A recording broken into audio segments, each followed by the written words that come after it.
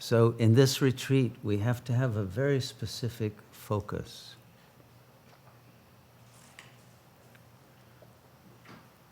Which in a certain way for me was underlined by the recent video on YouTube, where it was very clear that when we have titles that refer to war and Armageddon, we get massive numbers of viewers and listeners. And when we put the word love in the title, almost no one clicks on it. And it's even worse if we put God in the title. God forbid we should put God and love in the title. We'd be out of business. Not that it's a business, but our message, since our message is love, this creates a little bit of a technical difficulty for us.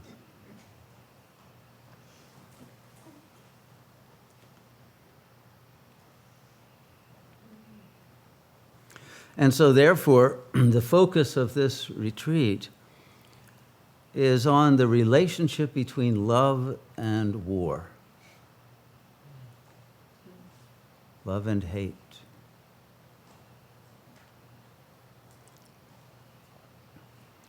And why that is because hate and war are the final form in which love appears in the world.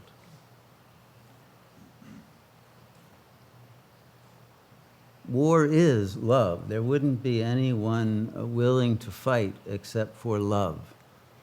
But it's a partial love that demonizes the other, loves one's own party or country or religion and hates the other. But it's love that is the basis of the action of destruction.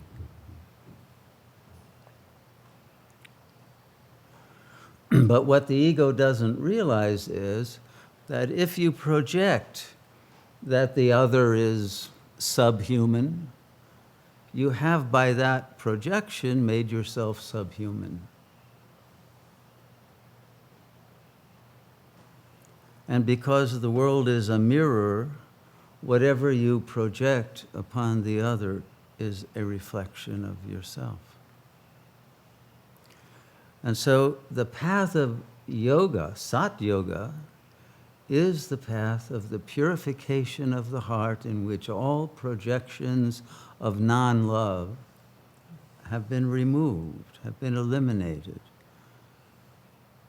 But our love has to be unconditional and unlimited in scope. Because God is everywhere. God is not simply someone who backs one country or one religion and has nothing to do with people of another. Every religion worships in one way or another the same God, and that God is love. Love is the supreme reality. So when it is said that God is love, that is accurate. It has become a cliché, and in a world in which love is all but missing in action, it's cynically rejected as even a possibility for living in love. But this is what has to be overturned.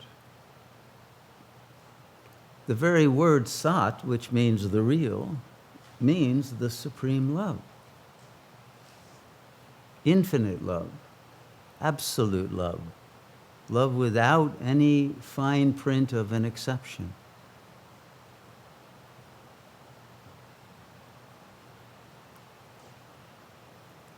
And all the ego is a set of beliefs that reject love. That's all.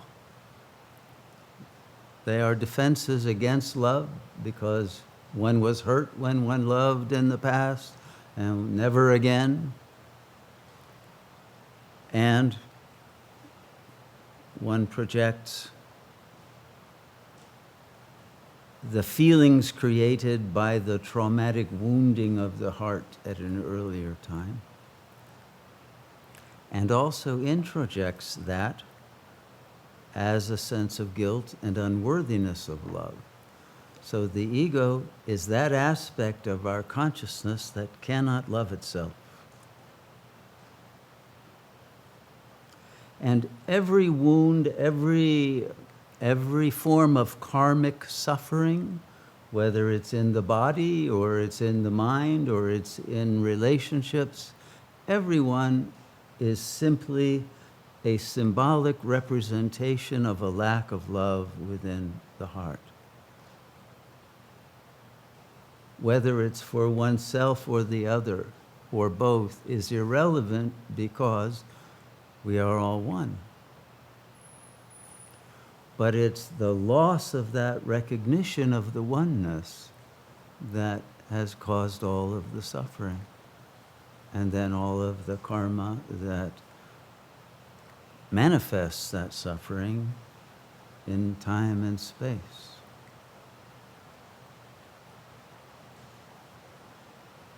And so Jivan Mukti is liberation from any trace of non-love, and liberation from the pain and the suffering and the karma of separation from the source of love, which is God, but which is the self.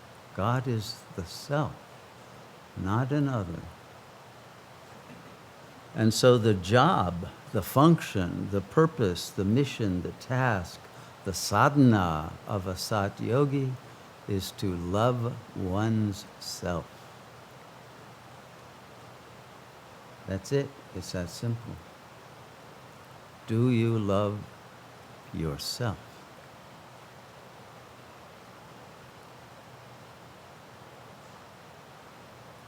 This is the only question that needs to be answered in accord with the truth that you are love.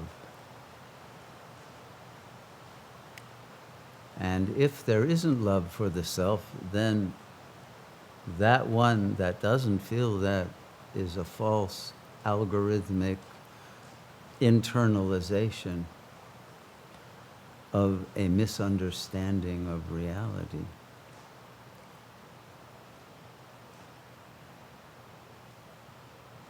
A wound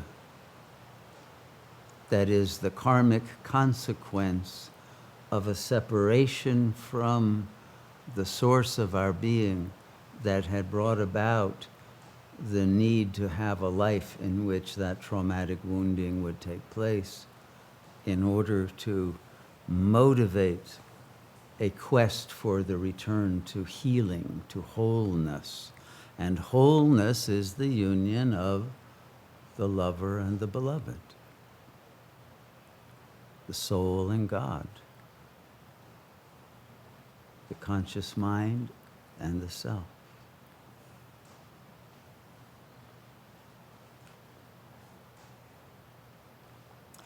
If you look up the word adoration in an English to Sanskrit dictionary, you find a huge, long list of words. And if you go down that list, you notice that a lot of the words are very common terms that we as yogis use, but we don't tend to identify or define the word as meaning adoration. For example, obviously bhakti is adoration, that's a definition for it. Puja it means adoration. Kirtan. But sadhana, did you know that sadhana means adoration? That's your yogic practice. Your practice is to be in a state of adoration of yourself. That's it. And not part-time adoration of yourself, and then the other part, disgust, frustration, anger, bitterness, and other kinds of feelings. But full-time love of yourself? How many of you are in full-time love of yourself? Okay.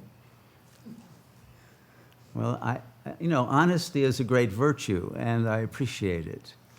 But your mission in this retreat for the next 2 weeks is to be in full-time love of yourself.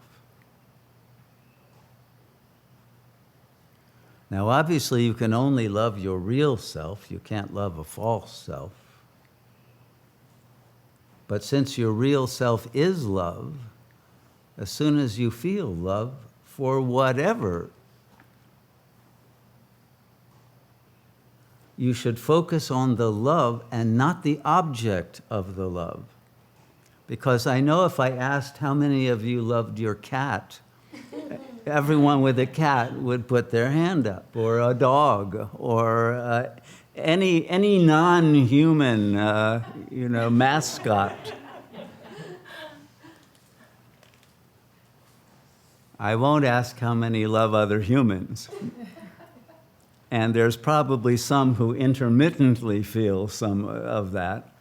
But it's impossible for the ego, which is split into seeing the other sometimes as a good object, worthy of love, and others as a bad object. That shouldn't be loved. And therefore, the oscillation between those two prevents real love, which is without duality, to emerge and manifest.